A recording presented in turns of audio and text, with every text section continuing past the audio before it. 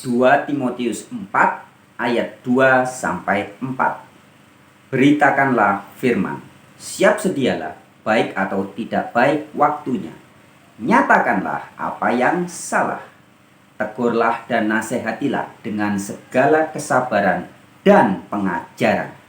Karena akan datang waktunya orang tidak dapat lagi menerima ajaran sehat, tetapi mereka akan mengumpulkan guru-guru menurut kehendaknya untuk memuaskan keinginan telinganya.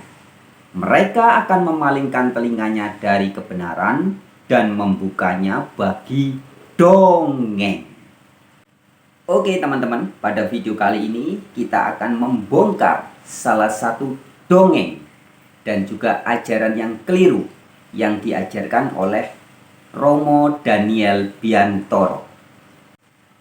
Dalam salah satu upayanya menyebarkan doktrin atau ajaran bahwa Yesus adalah Allah yang Maha Kuasa itu sendiri. Yesus Kristus adalah sepenuhnya Allah yang Maha Kuasa. Romo Daniel Biantoro mengutip Kolose 2 ayat 9. Demikian cuplikan videonya. Sehingga di dalam Yesus ini, sebagaimana dikatakan di dalam Kolose pasal 2 ayat yang ke-9, belum bacakan? Sebab dalam dialah berdiam secara jasmania. Sebab dalam dialah. Dia artinya satu orang, berarti satu pribadi, berarti satu hipostasis. Di dalam diri Yesus hanya ada satu hipostasis. Terus? Seluruh kepenuhan Allah. Berdiam secara jasmania. Di dalam dirinya satu ternyata ada kodrat manusiawi, yaitu yang jasmania tadi. Terus? Apa? Seluruh kepenuhan kealahan berarti dia memiliki keilahian yang sempurna. Jadi Yesus sebagai firman, dia memiliki seluruh kepenuhan Allah, yaitu keilahian yang sempurna. Oke teman-teman, sekarang kita akan langsung mengulasnya ya. Kolose 2 ayat 9 sangat keliru jika diartikan di dalam ayat ini sebagai Yesus adalah sepenuhnya Allah yang Maha Kuasa. Itu jelas penafsiran yang sangat keliru.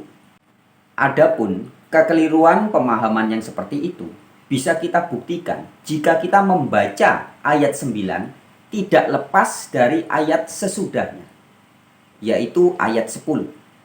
Jadi membaca Kolose pasal 2 ayat 9 tidak boleh lepas dari ayat yang ke-10.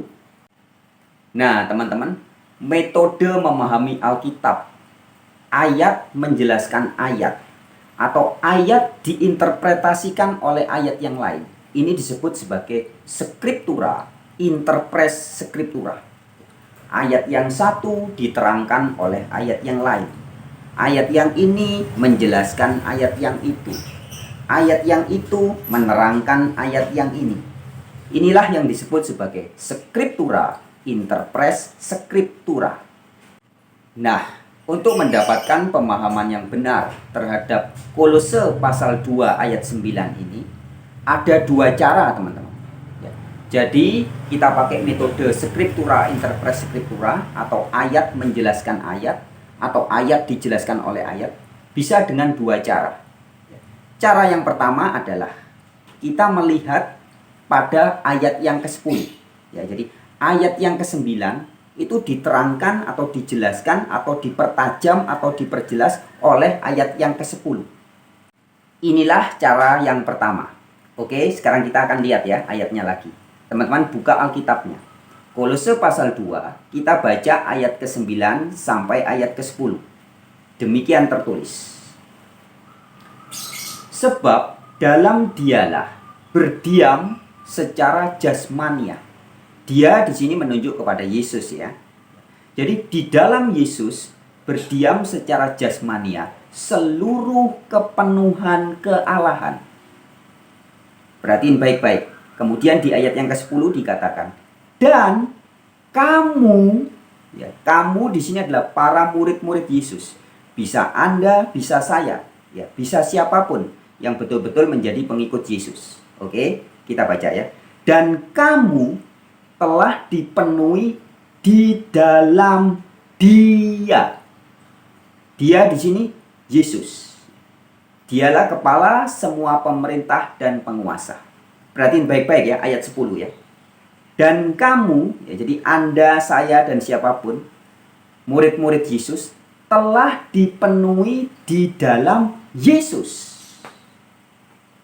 Nah, jadi jika para murid bisa dipenuhi di dalam Yesus, tentu artinya bukan berarti para murid adalah Yesus itu sendiri. Bukan. Nah, maka demikian juga ketika kita membaca ayat ke-9.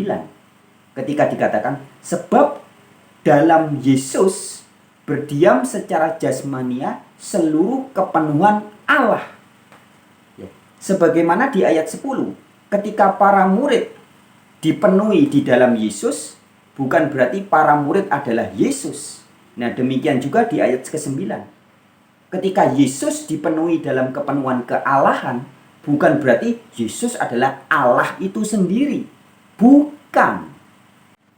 Nah, itulah cara yang pertama. Sekarang cara yang kedua. Kita tetap memakai metode scriptura, interpres scriptura, atau ayat dijelaskan oleh ayat. Sobat-sobatku, adalah hal yang penting harus kita pahami ya, bahwa frase atau narasi kepenuhan kealahan ya, ini hanya ada di dalam tulisan Paulus. Jadi kalau Anda baca di dalam sepanjang Alkitab, dari kitab Kejadian sampai kitab Wahyu, istilah berkepenuhan kealahan atau dikatakan sebagai berdiam secara jasmani seluruh kepenuhan kealahan, ini hanya ada di tulisan Paulus. Ya. Yang pertama di Kolose 2 ayat 9. Yang kedua ada juga di Kolose pasal yang 1 ayat 19. Demikian tertulis. Karena seluruh kepenuhan Allah berkenan diam di dalam Dia. Ya, sekali lagi yang kita harus ketahui, ini hanya ada atau kalimat ini hanya ada atau narasi ini hanya ada di tulisan Paulus, yaitu di Kolose 1 ayat 19, Kolose 2 ayat 9, dan satu lagi. Ini yang akan kita ulas, yakni di dalam surat Paulus juga, yaitu Efesus pasal yang ketiga ayat 19. Perhatikan baik-baik teman-teman ya. Kita baca sama-sama ya. Dan dapat mengenal kasih itu, sekalipun ia melampaui segala pengetahuan. Aku berdoa. Ya, jadi Paulus berdoa supaya kamu di sini adalah murid-murid Yesus. Ya. Jadi Paulus berdoa supaya murid-murid Yesus dipenuhi di dalam seluruh kepenuhan Allah. Nah, jadi jelas ya. Di dalam Efesus pasal 3 ayat 19 ini kita bisa mengetahui bahwa ternyata menurut Paulus sendiri, Paulus yang menulis Efesus 3 ayat 19 ini adalah Paulus yang sama yang menulis Kolose 2 ayat 9 dan Kolose 1 ayat 19. Yang memakai frase atau narasi kepenuhan kealahan. Ya. Nah, di Efesus pasal 3 ayat 19b ini kita ketahui bahwa menurut Paulus, murid-murid Yesus juga bisa memiliki seluruh kepenuhan Allah. Artinya, yang bisa memiliki seluruh kepenuhan Allah itu bukan hanya Yesus, tapi siapapun Anda, saya, dan para murid yang betul-betul memahami kasih, yang betul memahami dan mengikuti ajaran Yesus, juga bisa memiliki seluruh kepenuhan kealahan. Nah, dengan demikian ketika Romo Daniel Biantoro menafsirkan Kolose 2 ayat 9 untuk membuktikan bahwa Yesus adalah sepenuhnya Allah yang sempurna, jelas sangat keliru ketika kita memahami konteks narasi yang disampaikan oleh Paulus. Sebagaimana di dalam Efesus 3 ayat 19, Paulus mengatakan para murid Yesus, Anda, saya bisa memiliki seluruh kepenuhan kealahan.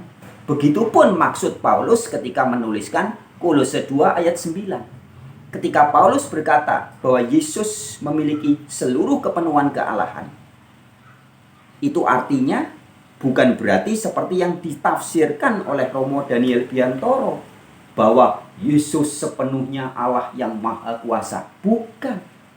Ya, jadi memahami Kolose 2 ayat 9 dan juga Kolose 1 ayat 19 harus sama seperti kita memahami Efesus 3 ayat 19, bahwa siapapun yang betul-betul hidup mengikuti ajaran Kristus bisa disebut sebagai memiliki seluruh kepenuhan kealahan.